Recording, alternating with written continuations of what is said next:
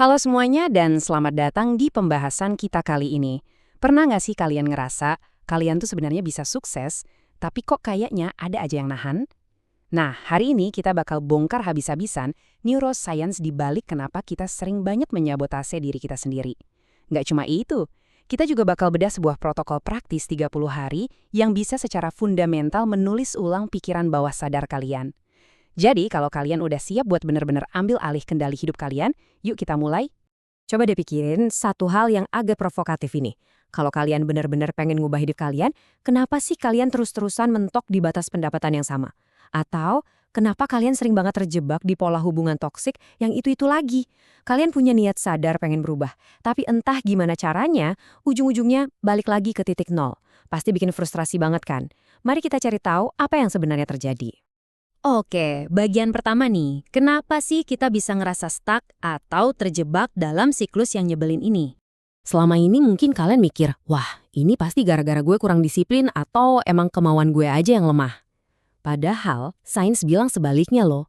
Fakta dasarnya tuh gini, otak kita sebenarnya nggak peduli-peduli amat sama kebahagiaan kita. Sama sekali nggak, dia cuma peduli gimana caranya biar kita tetap aman dan bertahan hidup. Makanya, tiap kali kalian nyoba pindah jalur karir atau nyoba jalan baru buat dapat uang lebih banyak, tubuh kalian tiba-tiba panik. Kenapa? Karena otak menganggap hal-hal baru yang belum pasti itu sebagai sebuah ancaman, bukan sebagai peluang buat bahagia. Terus, gimana dong cara ngakalin rasa takut bawaan ini? Nah, kita masuk ke bagian kedua, kita harus paham dulu. Gimana sih sistem operasi alias mode default dari otak kita bekerja? Di dalam otak kita tuh ada sistem yang namanya pemrosesan prediktif. Intinya, otak kita menebak apa yang bakal terjadi berdasarkan pengalaman kita di masa lalu. Konsep ini tuh ngejelasin banget kenapa kalian mungkin terus-terusan narik pasangan yang cuek atau nggak tersedia secara emosional. Otak kalian tuh sebenarnya nggak lagi ngehukum kalian, bukan? Dia cuma lagi mereka ulang masa lalu yang udah familiar. Otak tahu cara survive di situasi seperti itu, jadi ya dia prediksi dan ciptain hal itu lagi.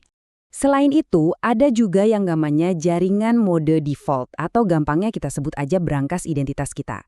Wilayah ini super duper protektif sama identitas kalian saat ini.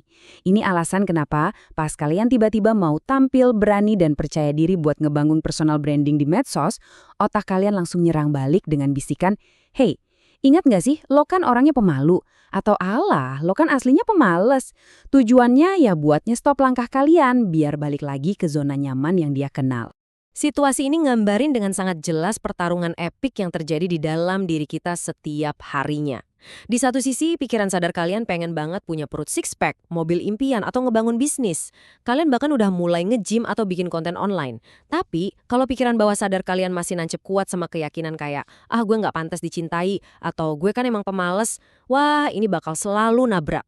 Pikiran bawah sadar kalian selalu menang, ngalahin keinginan sadar kalian, dan narik kalian balik ke identitas lama.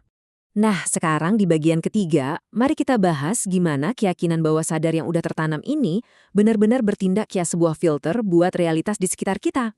Kenalin nih, yang namanya sistem pengaktifan retikuler, atau kita sebut aja RAS. RAS ini ibarat penjaga gerbang di otak kalian. Nah, penjaga gerbang inilah yang jadi bukti bahwa apa yang kalian fokusin secara sadar setiap harinya, itulah yang persis bakal kalian alamin di dunia nyata. Dia itu tugasnya nyari bukti di luar sana buat mendukung keyakinan yang ada di dalam kepala kalian. Coba kalian bayangin fakta gila yang satu ini. Setiap detiknya, sadar nggak sadar, kita tuh dibombardir sama sekitar 11 juta stimulus. Tapi tebak, berapa banyak informasi yang benar-benar diproses otak kita? Cuma sekitar 40-50 bit informasi aja. Sangat kecil kan? Dan 40 bit yang masuk itu adalah informasi yang selaras banget sama apa yang lagi kita fokusin. Sisa jutaan informasi lainnya dibuang begitu aja. Buat gambarannya, bayangin ada dua orang masuk ruangan yang sama persis. Orang pertama karena RAS-nya terprogram untuk melihat kekurangan, dia cuma bakal fokus sama rasa takut kehilangan uang atau ngedumel soal harga bensin yang naik 1.000 perak. Tapi orang kedua, RAS-nya disetel untuk kelimpahan. Di ruangan yang sama, dia malah bisa ngelihat peluang bisnis senilai ratusan juta yang bisa ngerubah hidupnya. Realitasnya benar-benar sama, cuma filternya aja yang beda. Jadi pesannya jelas banget, kalian harus stop nggunain realitas kalian saat ini, kayak let's say saldo ATM yang lagi kosong atau nilai ujian yang jelek, sebagai bukti permanen kalau kalian itu nggak mampu. Stop muter kaset pikiran negatif yang itu-itu terus. Mulai sekarang, kalian harus dengan sadar memilih perspektif yang positif. Ingat, kebahagiaan sejati dan perubahan hidup itu asalnya dari makna yang kalian berikan pada sebuah kejadian, bukan dari kejadian itu sendiri. Karena sekarang kita udah paham banget, kalau pikiran bawah sadar yang pegal kendali realitas, masuk akal dong kalau langkah selanjutnya di bagian 4 ini adalah ngebahas gimana cara ngehack sistemnya. Ini nih rahasia paling luar biasa dari psikologi kita. Ternyata otak kita nggak bisa ngebedain mana pengalaman yang beneran terjadi dan mana pengalaman yang cuma kita bayangin doang dengan sangat jelas. Celah inilah yang bikin visualisasi itu sangat powerful. Kalau kalian membayangkan dengan sangat detail dan hidup bahwa kalian lagi ngasih speech di panggung TEDx misalnya, otak kalian bakal ngebentuk memori fisik beneran. Dia ngira kalian beneran udah ngelakuinnya. Otomatis, rasa takut dan penolakan dari dalam diri bakal hilang saat peluang emas itu beneran datang. Oke, bagian kelima. Saatnya kita beralih dari ilmu neuroscience yang teori banget ke sesuatu yang sangat praktikal. Inilah protokol penataan ulang 30 hari kalian.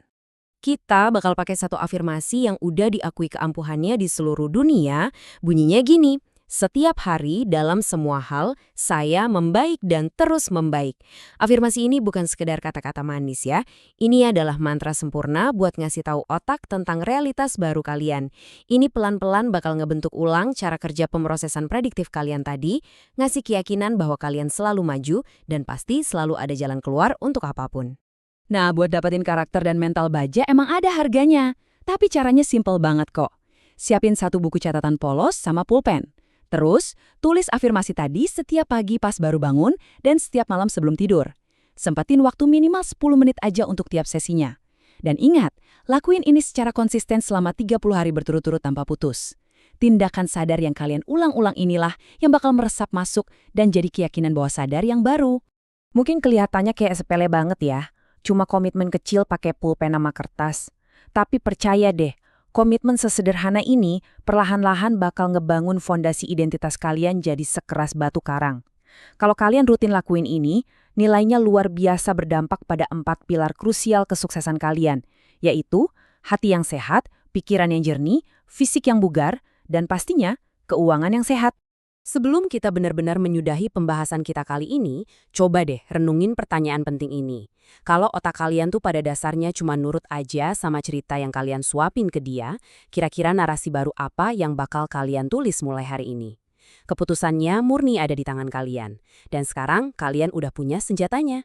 Terima kasih banyak udah ikut mengeksplorasi materi yang luar biasa ini bareng saya, dan selamat mulai mendesain realitas baru kalian.